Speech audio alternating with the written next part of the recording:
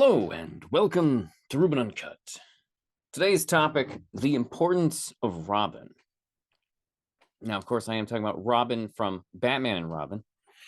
Ironically, my head is covering up my favorite Robin here, but we'll talk about that in a minute. What is the importance of Robin to Batman? The answer is that I think Robin is one of the fundamental shaping elements of Batman. And we can see from the stories that have been written and movies that have been made and television shows, the importance of Robin to Batman. So the question becomes, where do we start? Well, where we start is, where did Robin come from? According to some records, and by that I mean Wikipedia, about a year after Batman's debut, Batman creator Bob Kane and Bill Finger introduced Robin the Boy Wonder in Detective Comics 38. The name Robin the Boy Wonder and the medieval look of the original costume were inspired by Robin Hood, which can you see this? Can you see this costume behind me? Does that scream Robin Hood at you? Not me personally, but it is inspired by an illustration apparently by N.C. Wythe for Robin Hood. So his drawing of Robin Hood didn't look like the stereotypical one. I guess that's the takeaway. Jerry Robinson noted that he came up with Robin because the adventures of Robin Hood were boyhood favorites of his. I had been given Robin Hood books illustrated by N.C. Wyeth, and that's what I quickly sketched out when I suggested the name Robin Hood, which they seemed to like, and then showed them the costume. And if you look at it, it's Wyeth's costume from my memory, because I didn't have a book to look at. Other accounts of Robin's origins state that the name comes from the bird called the American Robin, not from Robin Hood. Frank Miller's all-star Batman and Robin, which we're going to talk about, being a notable exception.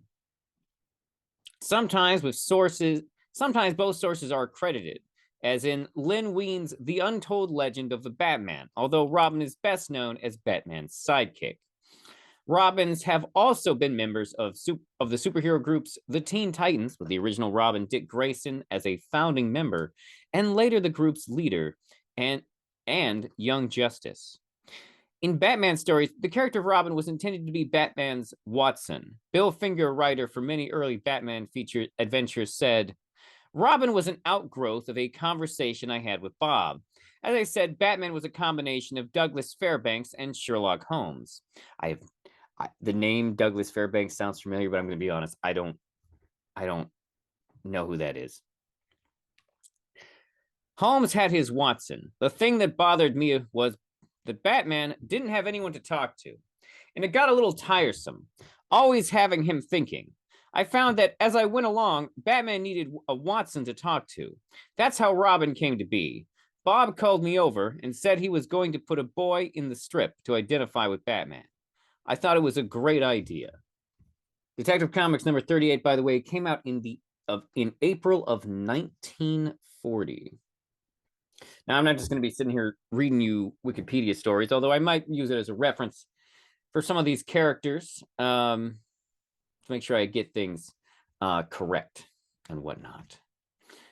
But that's not entirely why I'm here to talk about this. Because let me get into this. Why is Robin important? Well, in my theory, and I think this lines up with the comic books, the movies, the cartoons, everything, honestly, is that Robin is the reason Batman doesn't do murder anymore. Allow me to explain. So shortly before the debut of Robin, there was a Batman comic book where Batman shoots a vampire to death in his coffin. The publishers, DC Comics, even though they had already published that issue and even given it the cover of the Detective Comics issue it was in, decided after that they didn't particularly care for Batman shooting anyone to death, even a vampire. And so slowly Batman was morphed from a killing machine into the morally upright, although semi semi-fascist, mentally ill hero that he is today. Although, to be fair, Batman's not a full fascist, but we'll get into that because the representations of Batman have varied dramatically from portrayal to portrayal, from artist to artist. Well, let's start way back when. You see, the original tone of Batman was one that was similar to the Shadow. In fact, there was actually someone noticed that actually the very first Batman story ever printed was a almost deliberate knockoff of the Shadow story that that they had written up as merely a demonstration of Batman as a character. But Bob Kane decided to sell it to DC anyways, to the surprise of the artists who made it. Because that's what Bob Kane was. Bob Kane's plan, his dream, was to own the rights to Batman and to ride that his entire life, which is what he did. But we're not here to talk about Bob Kane. We're here to talk about Robin. Now, over here, we've got Dick Grayson, the very first Robin, the first Robin who came to be. Now, like I said, before Dick Grayson showed up, Batman's adventures were very much in the format of the Shadow. Dark, edgy, gritty, mostly about punishing criminals. And then they introduced Robin, and something changed. The overall tone of the stories changed. Now, maybe it was the introduction of Robin, or maybe it was the censorship of the whole DC being like, maybe not murder so many people. Now, to be fair, Batman actually did keep murdering people. He just changed his methods. No longer would he shoot, or as he once did to a mutant monster, hang them from his gyrocopter. The classic Batman murder move was to run a car off the road and the car would explode. That was the typical way Batman would kill some people. Or they'd just be fighting up on some construction site and somebody would fall off. Because, that's going to happen. However, the truth is that as Robin was introduced, the tone of Batman gradually changed. It was no longer this sort of detective noir thing that they had going on.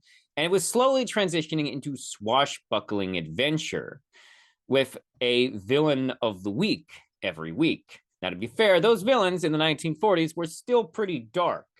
Villains from the 1940s included murderous genius Joker, and of course, people like Two-Face, although he wasn't super popular at the time, the Scarecrow, Poison Ivy. Yes, almost all these main villains of Batman's were created in the 40s, fascinatingly.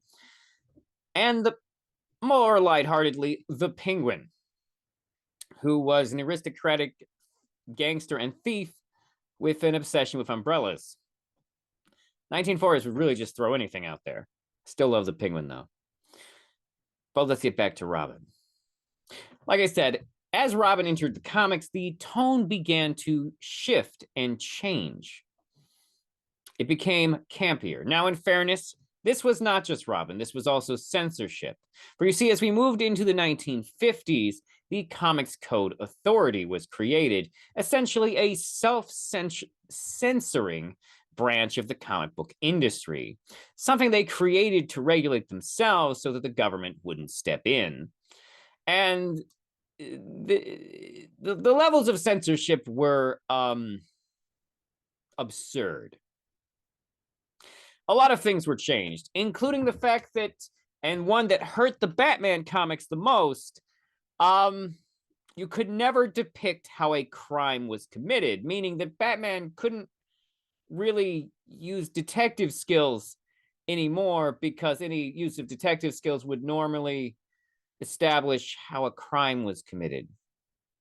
During the 1950s, Batman's stories became sillier and sillier. In fact, they almost had to cancel the Joker because the 1950s version of the Joker was silly and they not as well liked. And also the thing that made Joker popular was that he was a creepy murderer. And in the 1950s, he became a joke. No pun intended. And he was removed from the comics during the 1960s for almost the whole time. In fact, That brings us to our next big important stepping stone. Oh, wait, no, I can't skip over this. This is important to Robin. Now, during that whole 1950s censorship thing, another thing that came up was this.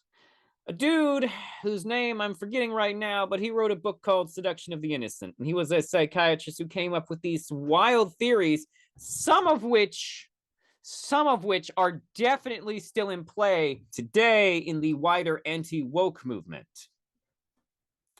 Ideas about subliminal messages and questionable, and how character choices are trying to influence your children. And so some of these things that he said were insane, like he actually indicated that this patch of shading on a character's shoulder, due to its triangular shape, was meant to remind the reader of a woman's pubic hair. I am not kidding you. Not only that, but the important part for this story is that the major thing that he came up with, his big theory on Batman, was that Batman and Robin were gay. Now, this is a thing that has persisted over time in popular culture, the idea that these characters are gay. And now I've definitely met some gay people who may have taken this as a positive, but I want to say that's not cool. For starters, it was an idea that was created as a way to homophobically slur Batman and Robin, which is not cool. And also, Robin was a literal child at the time these accusations were made. Like, his character was like 12 or 13. Teenage Robin didn't come along for a little bit. And even then, it's still illegal and morally questionable. But the point is, I've never liked that one, specifically because of the homophobic nature of the theory that Batman and Robin are gay. Now, to be fair, Tim Drake did come out as bisexual. Side note, if you want to find bisexual representation, DC Comics is the place to go. It's loaded with the bis. Just bisexual superheroes everywhere. Why? Because bisexual is the easiest sexuality to put onto a character who's already existed for hundreds of issues, because then you're not erasing all their straight relationships. You're being like, nah, they just like both, which I'm not saying is a problem. I'm just saying that proportionate to other sexualities, it does seem like bisexual is the go-to for comic books, even in new characters. But that's cool. Bisexual erasure is the thing. We need bisexual icons. Someone let all the bees know that this is happening. And by bees, I mean bisexuals, not bitches, just for clarity. You know what I'm saying? Clarity. But the next big thing that happened for Robin, of course, was 1960s Batman. The 1960s Adam West Batman series introduced Dick Grayson as Robin and Batman, and it was quirky, campy adventuring the whole time. Now, the important things to note about the Adam West version of these characters is simply things like this. First of all, the series is extremely, extremely campy. Oh, wait, shit, I almost forgot an important detail about them saying Batman and Robin was gay. Let's back up. So, the other thing that goes into the claims that Batman and Robin were gay was the invention of Batgirl and Batwoman. Batgirl and Batwoman were originally introduced into the comics in the 50s as romance interests for Robin and Batman, so that people would stop saying they were gay.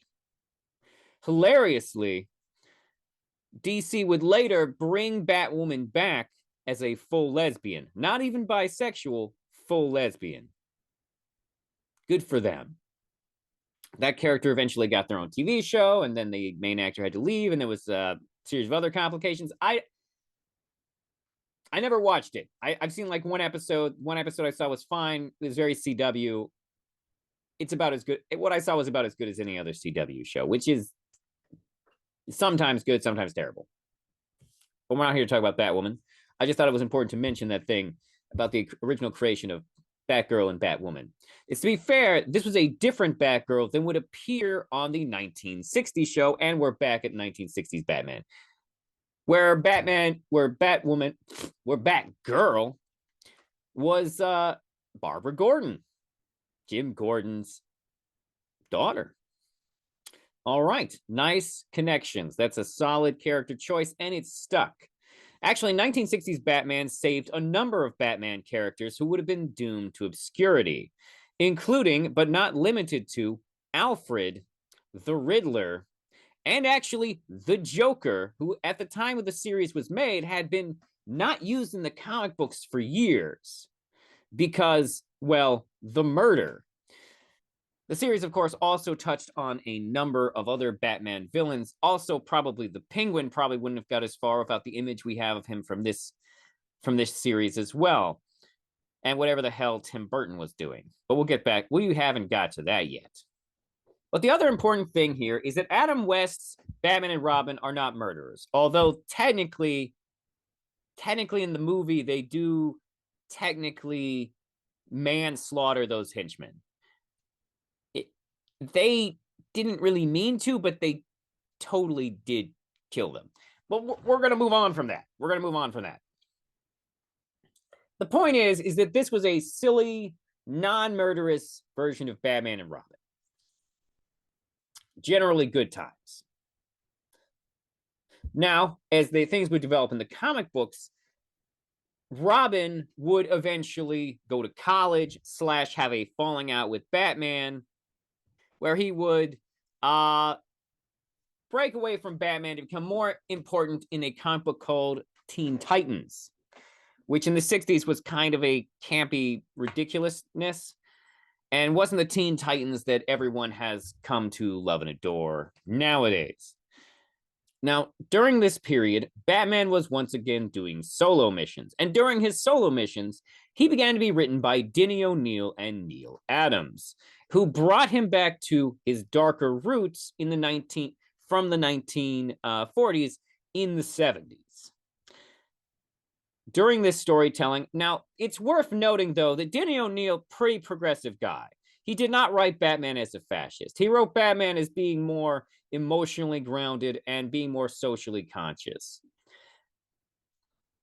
So even though it was once again darker and Neil Adams' art was definitely darker, it was still a morally righteous Batman.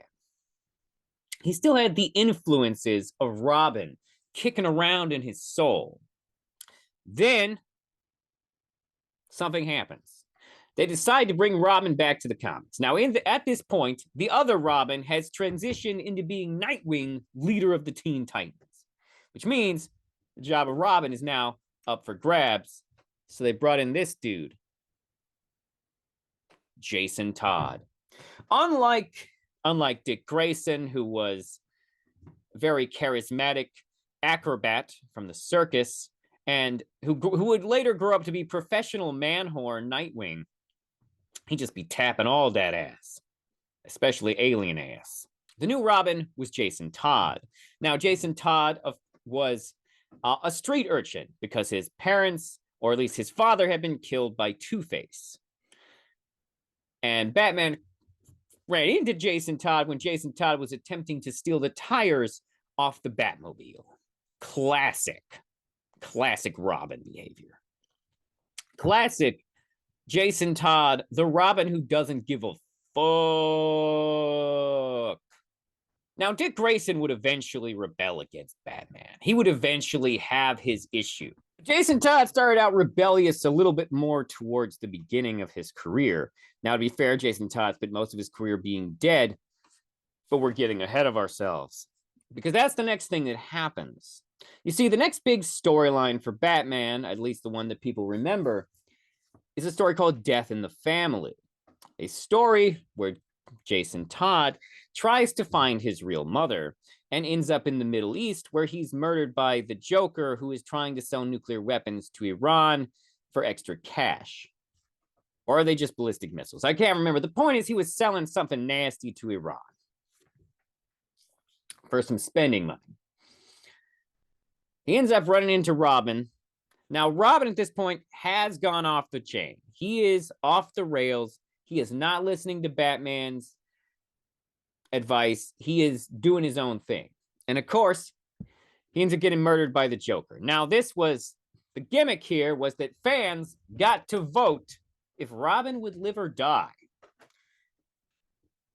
And fans chose to kill this sumbitch. Now, in fairness, I won't lie, Jason Todd is my least favorite Robin. He's just an annoying hothead who would later come back and be the member of the family who was comfortable shooting people in the face. Oh, the irony. But something important happens story-wise after Robin dies in Death in the Family. A new comic book story starts, called A Lonely Place of Dying. In this storyline, we witness Batman having lost Robin. Not lost Robin like Robin got mad at him and went away to college and joined the Teen Titans, but where one of his Robins is murdered in the line of duty, fighting, of all people, Batman's arch nemesis, the Joker. This is important. This changes Batman. Not just temporarily, but permanently. But the temporary change goes as this. Batman starts losing his shit. Batman starts fighting crime sloppy. He's getting messy. He's not taking the same level of care or attention to detail he used to when he was protecting a child. And also, he's starting to get more reckless.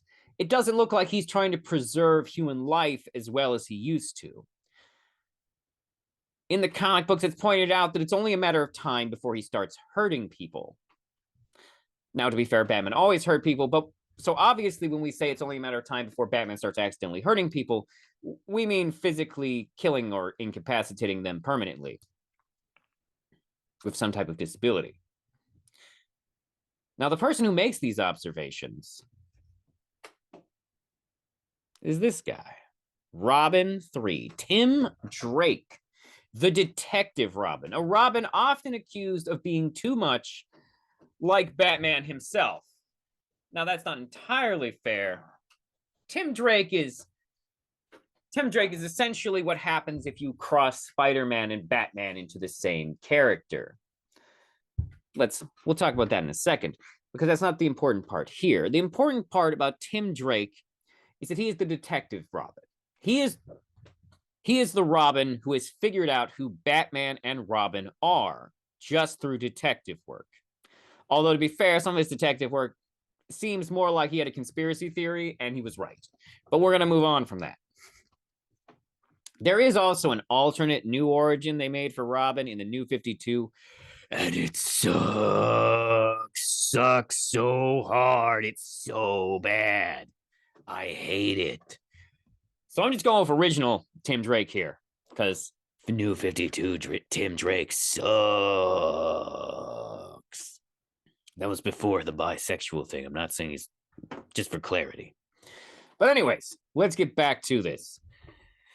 Tim Drake figures out who Batman and Robin are, and initially tries to get Dick Grayson to go back to being Robin. But Dick Grayson is an adult now, essentially. He's 18 or 19. He's leading the Teen Titans. He is Nightwing now. He's not about to go back to being Robin, which is the right choice for Dick Grayson. Dick Grayson should grow up and move on. Plus, Nightwing is the best, and also kind of like if you mash Spider-Man and Batman together. Weird how that happens with Robins. But let's move along. Tim Drake, realizing that he cannot convince Dick Grayson to come back as Robin, decides to become Robin. Because as Tim Drake puts it, Batman needs a Robin, and he does. Because Batman needs to remember why it's important for him to care. Batman needs Robin so that he can be the best version of himself. The version that doesn't murder people. The version that takes the care and attention to detail to make sure that other people don't get hurt. Batman needs a Robin for that. Let's look at one of the most popular versions of Batman, and then we'll look at some other ones. Let's take Batman the Animated Series. This is by and far the most beloved Batman property I can think of. The people who love, and there's a reason for it, because it's a great, great show. It has some limitations. It has some limitations that hurt the show overall. Actually, ironically, the big thing that hurts Batman the Animated Series is censorship of the times it was made in. There were just some things they weren't allowed to do, and it negatively impacted some of the characters. And also led to this heightened reality where, for some reason, almost every Batman villain has robots. Just throwing that out there. Why they all gotta have robots? How are they funding these criminal empires where they can all have animatronic murder machines? Sorry, let's get back to Robin. A lot of people who didn't like Batman v Superman didn't like it because they couldn't stand how broken and cynical Batman is in that series. And many wrote it off without even seeing it because they heard of how broken and cynical Batman is in BVS, based, of course, on how empathetic Batman the Animated Series Batman is. But Batman the Animated Series Batman is only empathetic already because A, the show was made for kids, and B, when we meet Batman the Animated Series Batman, he's already been a dad. You see, in Batman the Animated Series, we are in the period of Batman where Dick Grayson here is in college. We meet that now, to be fair, he's in college because the censors, because there were heavy rules at the time against child endangerment in entertainment. So they had to make him a legal adult, despite the fact that kind of undermines Robin. But the point is that Batman in Batman the Animated Series is so empathetic because he has had this experience of being Robin's father already. And this is confirmed to us in a later episode in the series where we get to see his origin. And even though he's 18 in most of the show, when we meet him, he is 12 when Batman adopts him. And in the comic storyline for Batman, it's something that has come up in a number of different adaptations of Robin's origin specifically, is that Batman intervenes to prevent Robin from getting full revenge. Now, I don't think this is in every version of his origin, but it occurs in a number of versions of Robin's origin. Dick Grayson's, that is, the first one. And I think the best way to view this is where Batman's no-kill rule comes from. It exists because Batman does not want to warp a child like that. He knows what killing will take from Robin, and he does not want that for any of them. Although, to be fair, this guy's already killed a bunch of people. But we're not even there yet. Robin makes Batman more moral through his role of having to be their parent. Now let's come back here. Now, Tim Drake is one of the most successful of all Robins, even though he is not the most popular. Having a comic book series that ran for over 100 issues, 100 of them with the same writer, which is actually pretty wild and special, by the way. Although, to be fair, to my huge disappointment, even though I grew up loving that writer, he now writes a QAnon comic book because reality is cruel, and sometimes people with bad politics can write solid Batman stories. It's deep, painful sigh. But this Robin, like all Robins, would eventually have his own deals going on, would give up and then rejoin, retake up the mantle a number of times until eventually he would become the hero known as Red Robin, where he would wear we're getting ahead of ourselves. He would wear a different costume. The costume you see him wearing here, if you're watching the video version of this, is his long pants version of what is essentially was Dick and Jason Todd's costume, except, with pants. This costume was originally designed for Tim Drake, although they would give it to Dick Grayson in the cartoon because it was the 90s and everyone was like, maybe Robin should have pants. However, Batman the Animated Series would have a sort of secondary series in the late 90s called Batman The New Adventures, where it was essentially the same continuity, but with updated art, and the characters were now older, now featuring Dick Grayson as, of course, Nightwing. This series was meant to introduce Jason Todd as the new Robin. And also, they had gotten around the censors this time, and Robin was finally a kid. Like, they were going to make him an actual kid. However, when the television studio found out that they were going to use Jason Todd, the television studio knew who Jason Todd was and what had happened to him and where the show would probably eventually go with him. And they stepped in and they were like, no Jason Todd. We don't want any Jason Todd. So Jason Todd's name was changed to Tim Drake, which is actually one of my many complaints with that series because A, he still had Jason Todd's personality at this point, and also was wearing a costume that was originally designed for Jason Todd to wear on television. This costume that was designed for Jason Todd would eventually become the mainline costume for Tim Drake, even though it's not as good. Just saying, it's not as good. But like I was saying, Tim Drake would go in and out of having the mantle of Robin, at one point being replaced by Stephanie Brown, formerly his girlfriend, the Spoiler, who was Robin for one of the briefest stints ever. And don't worry, it's not because they killed her off. It's because she almost killed Mr. Zsasz and Batman fired her. You see, if there's one thing Batman hates, it's when Robins kill people. Because he doesn't want to have that on him. The corruption of a child in that manner. Now, to be fair, Stephanie Brown was like 16 at the youngest at this point. Still, 16-year-olds don't go murder people. I'm not saying that. I'm just saying she wasn't 12. She also may have been older than 16. I'm not actually sure. It gets real screwy how old these two actually are. He was driving a car when he was 14. Just fun facts. Let's move on.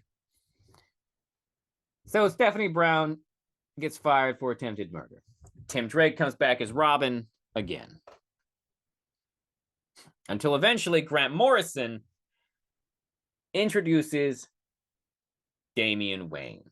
The express intention of him being obnoxious and would eventually kill him off as well. Damian Wayne would be actually Batman's biological son, although they may have actually made him Deathstroke's biological son later. I gotta look up which one of those is canon. But the point is, his mom is Ra's al Ghul. I mean, sorry, Talia al Ghul. Be wild if Ra's al Ghul was his mom, right? Let's continue. And this Robin came in already being a murder machine. Like, literally, he's just a goddamn ninja with a sword going around hacking and slashing people. Fortunately, Dick Grayson here would be the new Batman. And he would mellow Damian out. Now these are the mainline Robins. There have been other Robins, like Carrie Kelly, another girl who was Robin in The Dark Knight Returns. Now, The Dark Knight Returns and Robin is an interesting series for sure. Actually, all of the Frank Miller interpretations of Robin are fucking wild. First of all, the Dark Knight Returns universe is not one where there was ever a Tim Drake, Stephanie Brown, or Damian Wayne. But there were Dick Grayson and Jason Todd in this universe. Now, we first learn about these Robins in the comic The Dark Knight Returns, where Bruce Wayne refers to Jason Todd as a good soldier. Frank Miller's interpretation of Batman is dark, and the closest thing to him being fascist that we can think of. Although he's more of a criminal vigilante in his own eyes.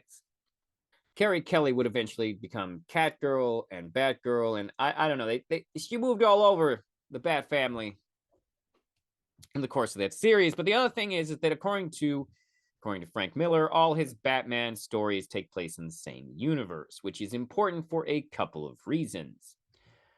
Reason number one, Dick Grayson in All-Star Batman and Robin, and Dick Grayson in The Dark Knight Strikes Again. And this is kind of where Frank Miller starts to lose me with his Batman. I'm not gonna lie, these are not good books. These are The Dark Knight Returns, Master Race, which got a weird fucking title, is a better book. But that's because he didn't. That's because Frank Miller didn't write it on his own. But he did make The Dark Knight Strikes Again on his own, and it shows. But I'm getting ahead of myself. How is Dick Grayson portrayed in the Frank Miller verse? Well, the answer is not well. In All-Star Batman and Robin, a comic book that was meant to run 12 issues but only ran 7 because it was canceled, whether or not this was related to poor sales numbers, although that seems unlikely considering that the graphic novel collection of only these 7 issues continues to be on bookstore shelves, which is... someone's buying it. I don't know. It's trash, but someone's buying it. Now, when we meet Batman in All-Star Batman and Robin, he is actually 10 times the lunatic fascist the Dark Knight Returns Batman is. In fact, he is unhinged crazy. Fucking murdering people with bleach. Fucking running cop cars off the road. Fucking saying lines like, "What are you, retarded? I'm the goddamn Batman." That's an actual line. Forgive the slur. But in this story, it's Frank Miller's version of the Robin origin story, which involves, of course, the standard stuff. Dick Grayson's parents being murdered in the circus, Batman adopting him, although in this one, I'm pretty sure he kidnaps him. It's been a minute since I read it, but I feel like that's where the police chase comes from. And abusing him.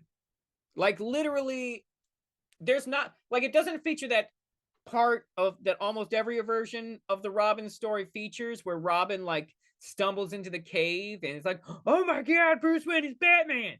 No, Batman takes him directly to the cave, where he forces him to essentially live on eating rats. Not making this up. This is in the book.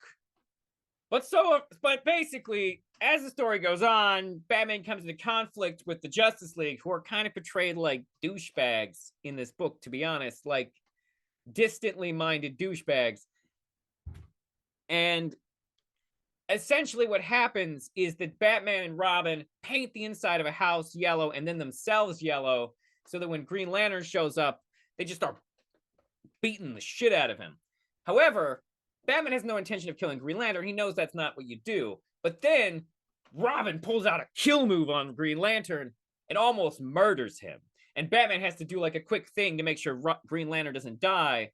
And then like he takes Robin away from that and he's all pissed at him. And then they go to a grave. I think it's Robin's parents' grave, and they both just hold each other and cry in the rain. And like, that's how this series ends. That's the whole... that's the last beat. If you get this book from the library or the store and you read through all 7 chapters, that's how it ends. There was no book 8. There were supposed to be 12 books. That's how it ends. Now, what's interesting about this is it kind of implies exactly everything else I've always been saying, but in the most ridiculous, extreme form imaginable. And also one where Robin almost murders Green Lantern because he's yellow. It's a wild book. Unless you want to read something that's so bad, you can't stop but go, what the fuck? If that's your bag, because I've been known to enjoy that, both in movies and other forms of media myself, go for it. But I will tell you, it is a bad book. Would it have been better if they could have finished the story? I don't know. That'd be a pretty big turn.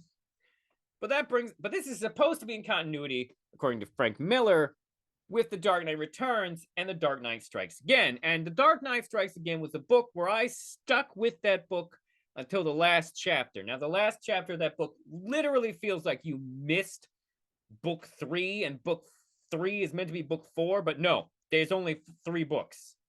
Only 3 books in Dark Knight Strikes Again. And that 3rd book is a doozy. not only does it feel extremely rushed story-wise, like they just crammed in 2 chapters into one book and still feels like we're missing a chapter between it and the previous book. But the thing that really turns your guts is how they treat Dick Grayson. In this version, Dick Grayson is the new Joker. Because Joker died in the previous Dark Knight Strikes Again. But basically, he's had a lot of genetics done to him, and he can basically regenerate any limb of his body. And he has a showdown fight at the end with Batman over a volcano, where he reveals that he's actually Dick Grayson. And like, there's this element of like Dick Grayson being like, "Why didn't you love me?" And then Batman chops his head off and throws him into a volcano. Terrible. Disrespectful to Dick Grayson in every way. However, this idea of Robins becoming Jokers is strangely common thematically. It also happens in Batman Return of the Joker, where Tim Drake becomes the Joker. Not he doesn't want to. He's got like a chip or something implanted. I don't know. I actually haven't seen Return of the Joker. People say it's great, but I'm not a fan of this choice, to be honest.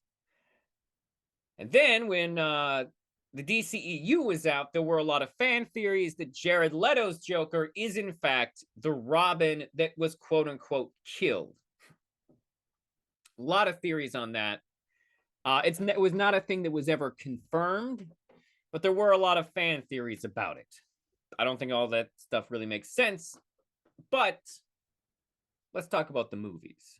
So we already mentioned the Adam West one. Let's move on to Tim Burton. First 2 Tim Burton movies, dark as fuck. Heavy emphasis on Batman's mental illness. Batman is a goddamn psychopath in those movies. He loves to kill people. It's very clear in the Tim Burton verse that Batman is down for the kill. 100%. Tim Burton's Batman will fucking murder you. And he'll have a smile on his face when he does it. Which is probably why Tim Burton was asked to leave, because they wanted to sell Batman toys to children, and this weird goth thing with BDSM Catwoman and mutantly deformed Penguin, where Batman murders homeless people, wasn't selling the toys like they wanted. So then they brought in Joel Schumacher. And Joel Schumacher set about making a new dark Batman, but also a Batman where he meets Robin. Once again, Robin's introduction brings in camp and color.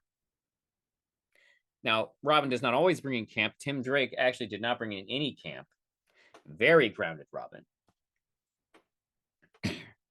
Also, depends, and for Damien, depends on your definition of camp. But we get television version of Dick Grayson. Once again, an adult. Once again, Batman telling him revenge is bad. Although they did get the right Batman villain, Two-Face, involved. But this is once again a change where we see Robin changing Batman. Even though in this case, it's more of a meta change. Batman and Robin, fun fact, is the only Batman movie in that universe where Batman doesn't kill anybody. Fun facts. And it's got Robin in the title. Although technically he's Nightwing. God, that movie is trash. Just straight up bad. Also, red Nightwing costume. Hate it. Make it blue, you bitches. Make it blue. Red is not the color you would wear if you wanted to hide in the dark. Just saying. Just saying. And then, of course, instead of going directly into the... Oh, wait. And then, of course, you have the Christopher Nolan universe. Christian Bale, historically, did not want Robin to be part of this universe. However, Christopher Nolan still sort of snuck him in there at the end. In the Christopher Nolan universe, we meet this Blake gentleman, who is sort of a combination of Robins, but he's a cop. His name is Robin Blake. Yeah, that's how they ran with it there. Because, yeah. But the point is that he's sort of Robin of this universe. And he sort of has the whole Tim Drake detective thing going on.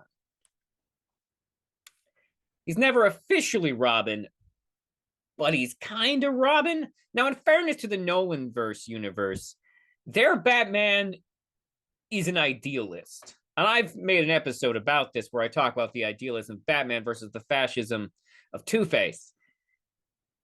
The Batman of this universe is empathetic and believes in the good in people because he wanted the world as an impoverished person instead of becoming a dad, which is fine.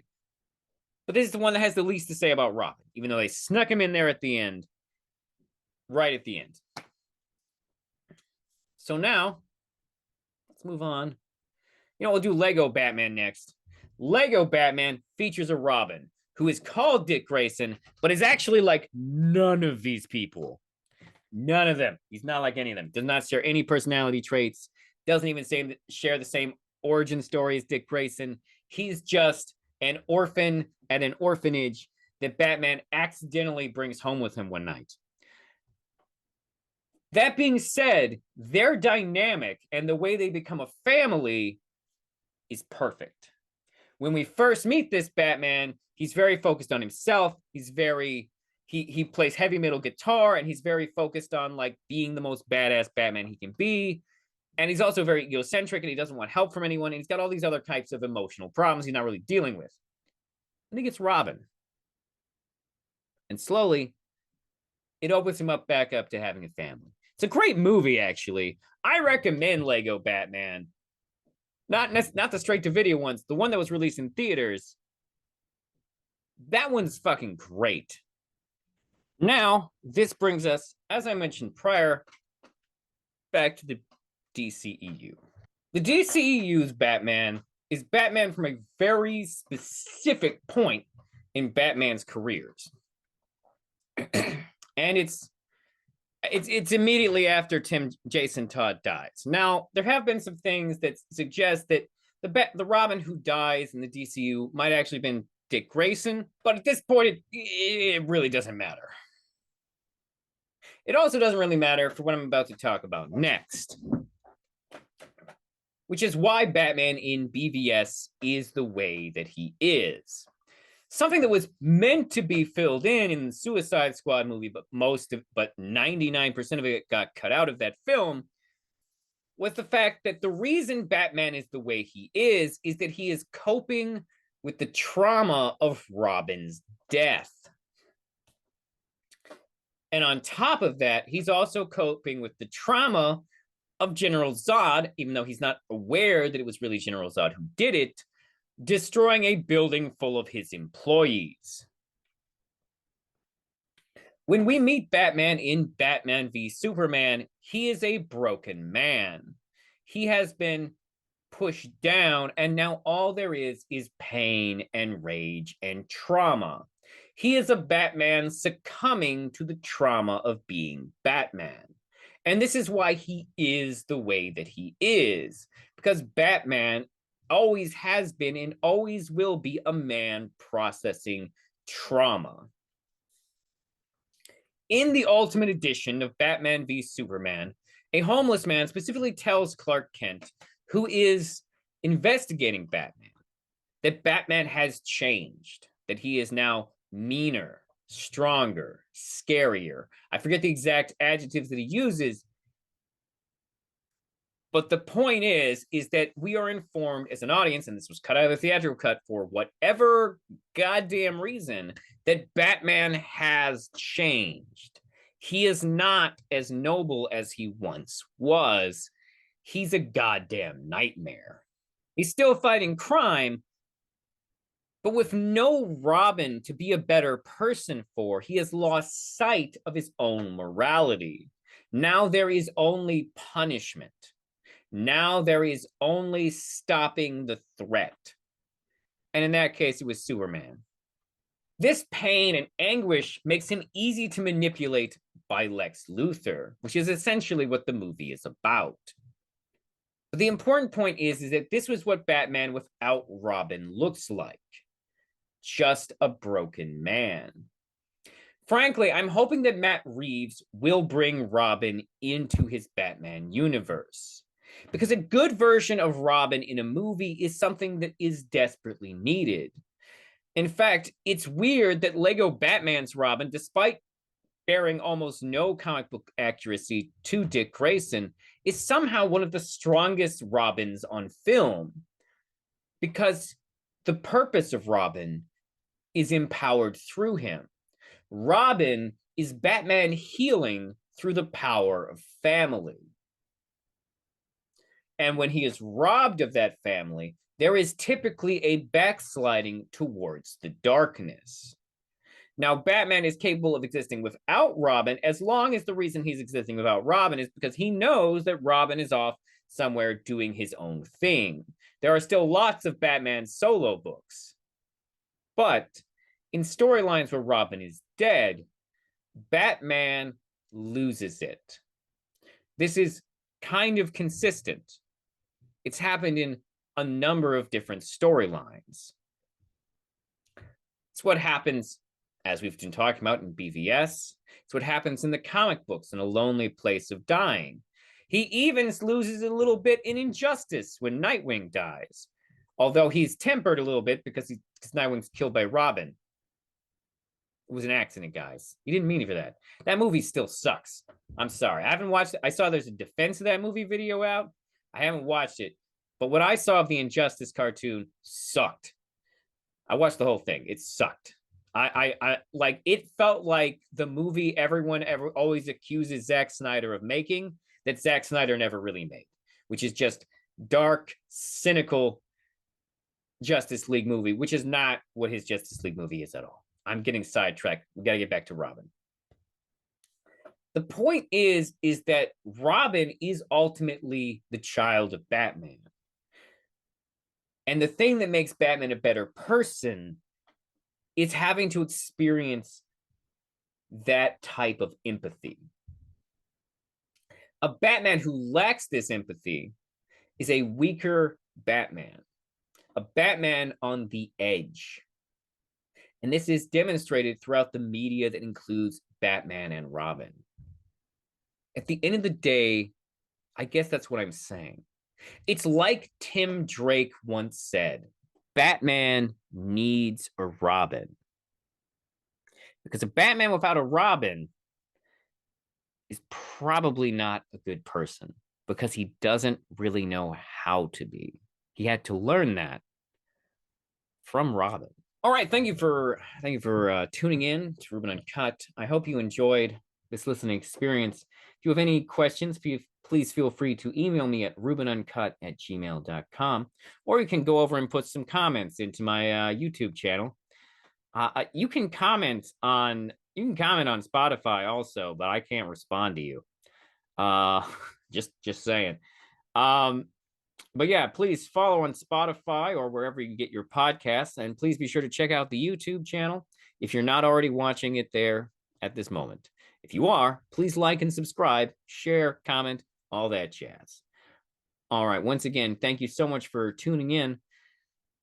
Please have a wonderful whatever, whenever, wherever you are.